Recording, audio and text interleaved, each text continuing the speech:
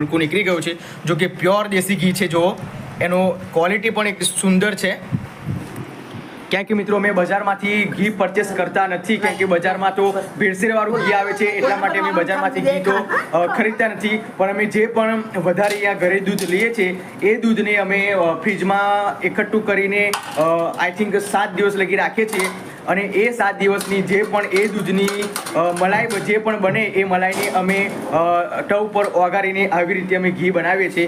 તો જો મિત્રો, અને તમને આ ઘી દેશી ઘી બનાવવાની પ્રોસેસ તમારે જોવી હોય તો મિત્રો મેં પહેલી પણ વિડીયો બનાવી દીધી છે. એ વિડીયોમાં તમે ચેક કરી લીજો. મેં બહુ જ બધી ઘીની વિડીયો બનાવી છે, તો તમે મારી પ્રોફાઇલ ઓપન કરીને તમે ચેક કરી શકો છો. તો ડોન્ટ વરી. તો ચાલો મિત્રો, કેમ કે ઘરનું દેશી ઘી એટલી બહુ ચોખ્ખું હોય. જો આ છે એનો વિઘારો, અને હજુ પણ એનામાં ઘણું બધું ઘી છે.